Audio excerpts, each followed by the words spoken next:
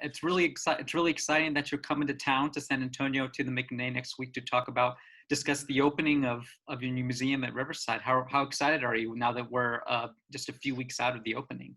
Well, I'm beyond excited. I'm into scared territory here right now. It's like, that scene, The Wizard of Oz, where the house is falling from the sky right at the beginning and I feel like I'm standing on an X that the house is going to fall on if I just stand on the X. Right. So I'm like, okay, brace for impact. Right. I mean, it's glorious and terrifying at the same time. Yeah. But it sounds like, I mean, but really, in a way, it seems like you've been working toward this moment for many years, even when you might not have been realizing it, right?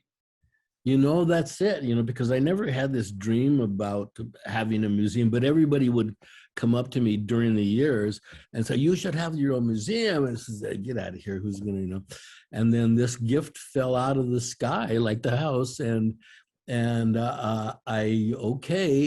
guess this is supposed to happen. And I've come to the belief that this was supposed to happen. And everybody that I talk to that has seen this process, yes, it's supposed to happen. So everybody's believing, and that's a really good thing.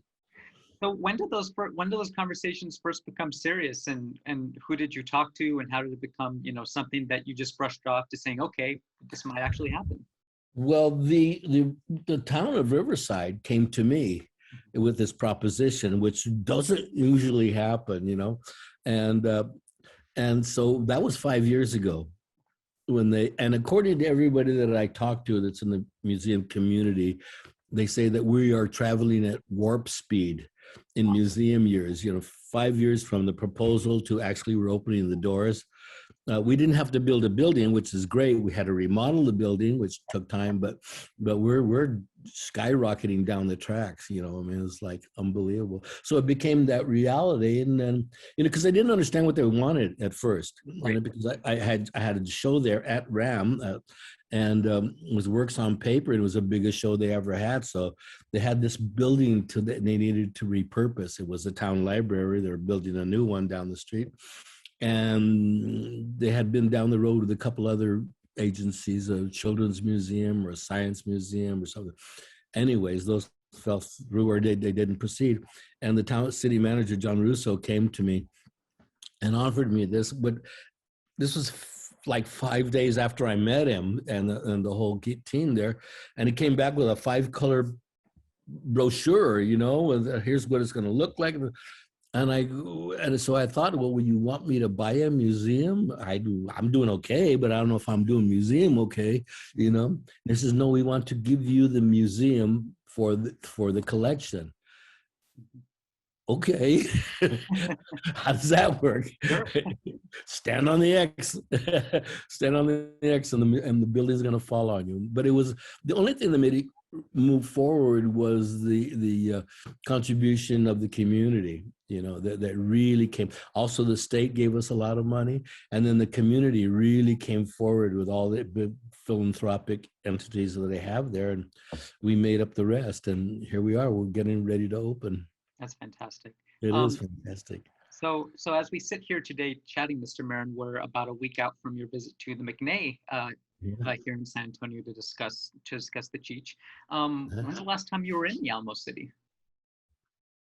God, I don't know when the last time, but it's the city I've visited most of any city in the United States. I've been to San Antonio 25 times, 30 times over the years. We used to visit as comedians, and that was always, a couple times a year. But then everything started happening around San Antonio. So I used to found myself there all the time. And I love the city. I mean, I could live in San Antonio, no problem. So you've been a figure in the entertainment world for decades at this point. How has the visibility of Chicano artists and stories changed over the years from your perspective? Well, it's increased because, my mantra had been when we were touring the various iterations of the show that you can't love or hate Chicano art unless you see it. So that was my goal, to get as many people as I could to see this Chicano art. As a consequence, this collection is played in over 50 museums. That's unheard of. I've never heard of a private collection doing that because the museums, for the most part, don't want to show private collections. For I understand the reasons. You know, they think that they're going to use the museum to glorify and increase the value of your collection. That has never been my intention. My intention was to get as many people as I could to see Chicano art, and so you know, it was and it was hard for private collections to get into private or public museums. And my comeback was always, well, I have this collection because you don't. And there was never ever an answer to that. And so, okay, but once the dam, you know, was breached, everybody started joining up. And the first show we played 14 major museums in 7 years. It was wonderful. Wow.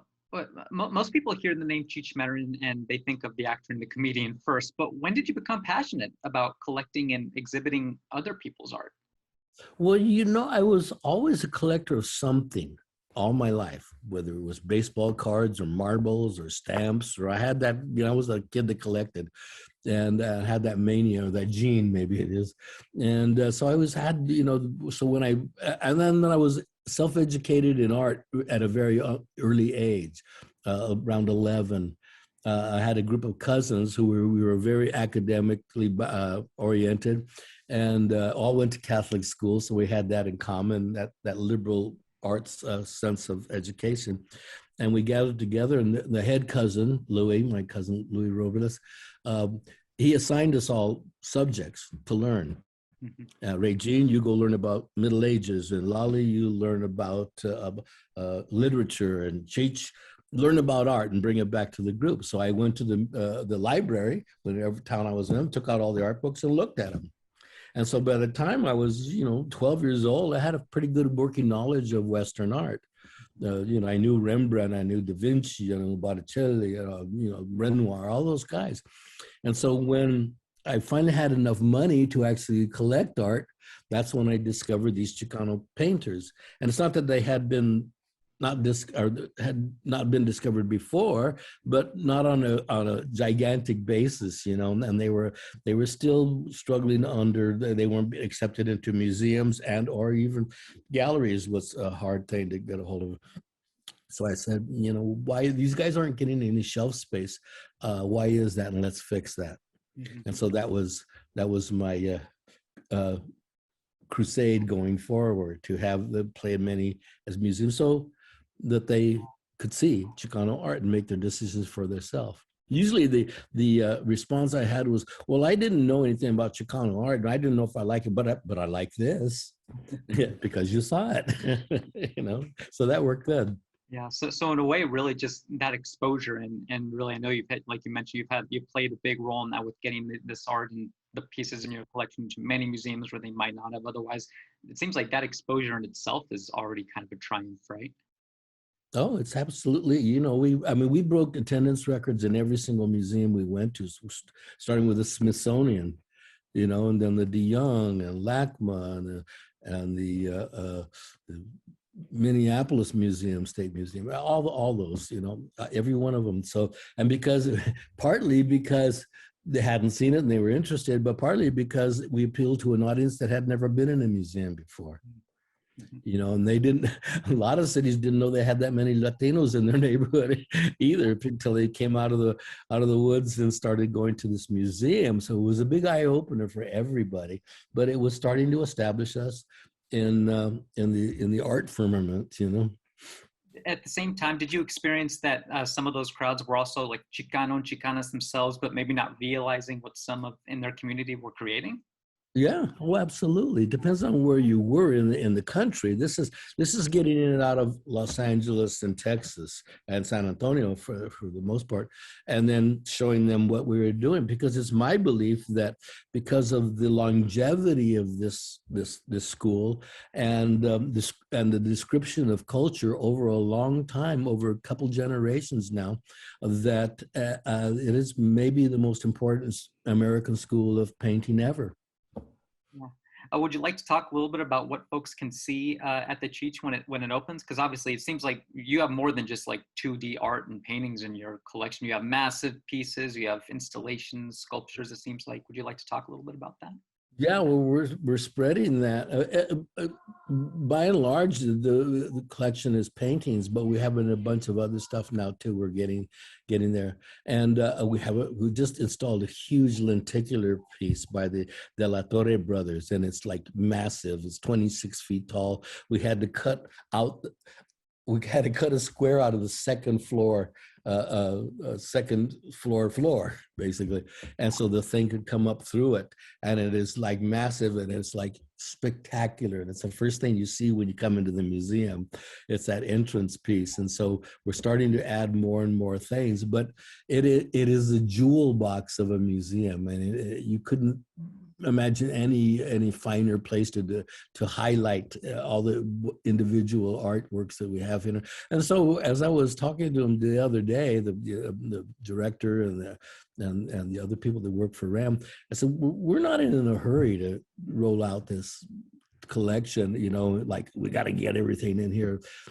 We have as much time as we want, and so give all the big paintings space so that you can see them. And so they get that, they're not on a time scale, but because the first estimation was that it would take about 5 years to roll out the collection once, and then break it up and do other kind of things with it.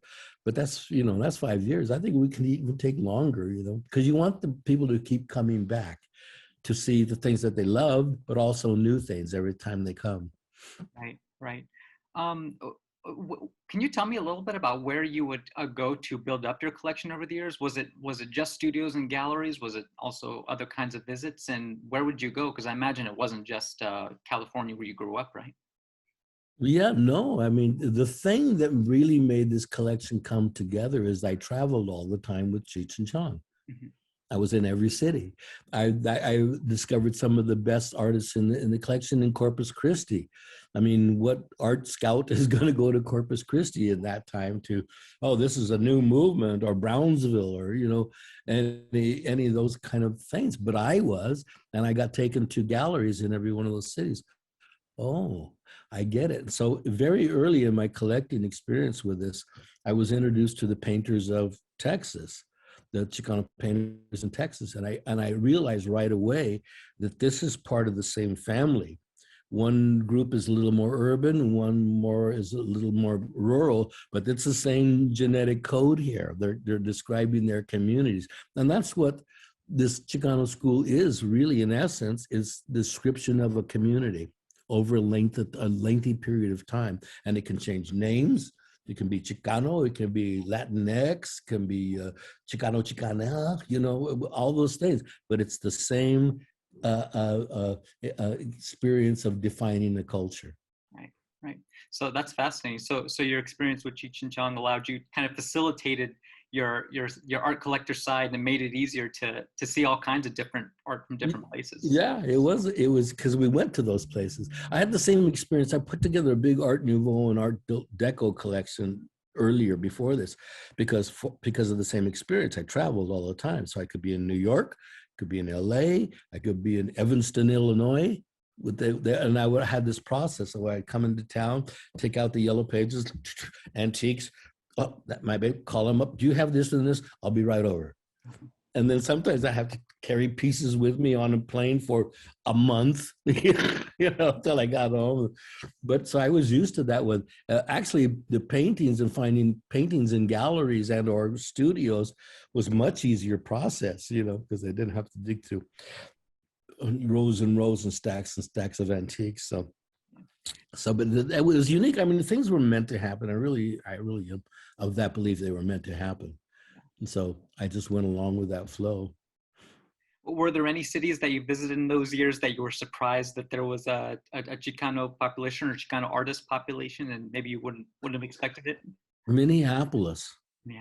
Interesting. It was coincidental because the sponsors of our show were the Target stores, who are based in Minneapolis, and the campus of the University of Minneapolis, which is just across the bridge. The first thing you come to is the Weissman Museum. It was the very first Frank Gehry Museum, and also they claim to have the first Chicano studies program in the country at the University of Minnesota.